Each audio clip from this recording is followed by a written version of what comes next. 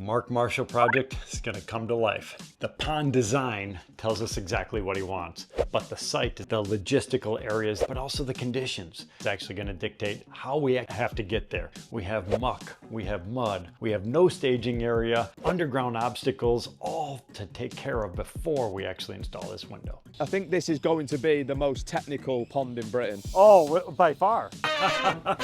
So the reason I invited you over, Ed, is Yes. one, because obviously you're my friend, Did we just become best friends? Yep! but two, this build is so technical, there's no way on earth I would have been able to attempt it without you. Mainly because of that window that we're going to put in. We got to stop right here. We got to back this whole thing up, because before we install this beautiful window, which is going to be unbelievable, there are days, and I mean days and hours of work that we have to put into the ground to actually make this happen.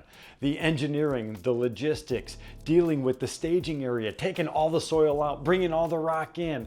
We have groundwater from under the soil, and Mark forgot to mention that we're working in the peat district of England, the peat district. If you're not familiar with that, peat is a highly organic sphagnum moss type material that has been accumulating for millennia underground. When you add water to this stuff, it turns to mush, and everything, and I mean everything, sinks. We sink when we're walking in it, and when you take thousands of pounds of heavy equipment and machinery and try to drive across it, you don't get very far. You sink right down in the muck. What we need to do is we have to eradicate all that stuff. We have to come in with the digger and pull all that material out through that narrow little passage, get all the soil off site. Then we have to come in with layers of geotextile, put in crushed rock, soil back on top to create a structure that's solid enough for actually to do anything, because we have to put in many, many tons of rock. If we don't have the right structure, the whole thing is going to fail. So to say this is going to be a challenge is an understatement.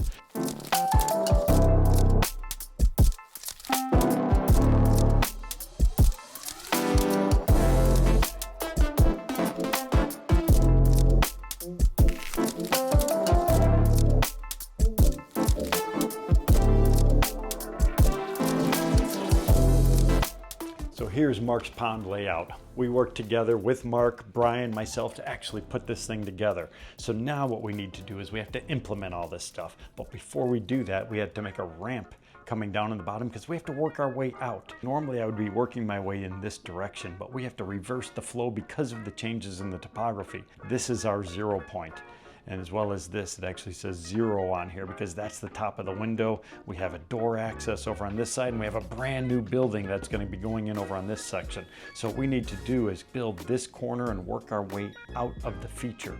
Again, it's a little bit more challenging, but we have no option other than this. We have to excavate this entire area out. There's going to be a series of waterfalls over here, and we're going to have stepping stones going in, and then riddled behind all of this stuff. This is brand new that Mark just installed. There's a huge manhole right over here, which was not on our drawing, and there's another one. So we have to shift and move all this stuff, and this is just the nature of construction. Then we can move forward, get everything prepared for that window coming in. Mark has come in already and done that concrete work for this, so I'm hoping that all of that stuff is substantial, because once we have water inside of here, there's going to be thousands of gallons of water. All of that pressure pushing right against that window. Thankfully, the curve of this window is working in our favor. What's going to happen is the force is going to be pushing on this, and it's going to push the weight into the actual concrete structure itself. So I'm hoping all that stuff is done properly, and if it is, fingers crossed.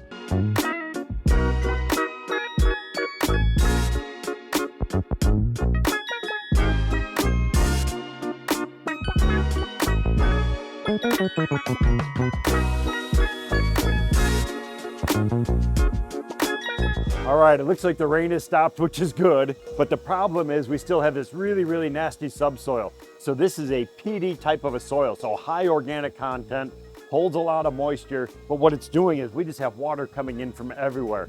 And remember what we talked about yesterday, we have two different opposing forces. We have all this groundwater coming up from underneath, and then we have that water pressure on the inside that's pushing out against that window. So we have two different things that we have to shift our minds with. I've only run into it a few times in the United States. Here it's a little bit more common, but this is typically found in lowland areas, that thick, heavy peat layer. It could go down many feet. So I don't think we're gonna be able to dig it all out. So we're gonna need to come up with a strategy to actually float across the top of it so we can continue operating that machine inside of this. So because of the logistical challenge we have here on this project, we can't get in and out easily. So what we're gonna have to do is work our way from one end out of the feature. Otherwise, we're gonna be fighting this for the rest of the week.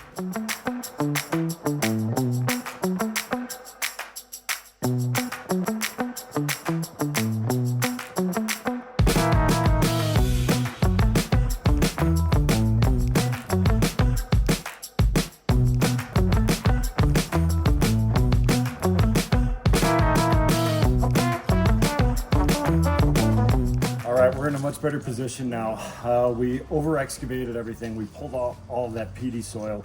We came in with our geotextile. So this is an incredibly strong material. What this is going to do is it's going to spread the weight out over a bigger area. So we put that down as a separator between the peat and the stone to allow clean water to flow through this material into our gravel bed. Once it's in the gravel bed, it's going to go into a perforated pipe, which is going to go into a sump pit. A lot of serious issues on here. We've been fighting this since we got here. They've been fighting it for more than a week now. So we just arrived on site. We're trying to amend all these different things to make sure that everything is taken care of. And groundwater is a disaster. So we have to make sure that we allow that water to move, because once we put the rubber membrane in place, it's impermeable. That keeps the water from inside from seeping out, and it also stops any natural water migration coming in from the groundwater mixing in with the pond. But now these two water forces are opposing each other, and something's going to want to push and pull. So what happens is you could get bubbles coming up underneath the liner during the spring months, during the heavy rainy periods. So that's what this is going to take care of. Now we can come in, we can drop in all those big rocks and everything, and nothing's going to move on us.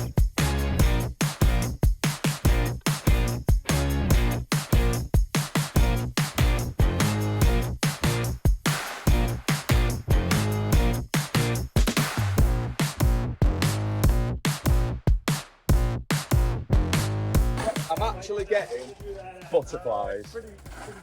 I love my job.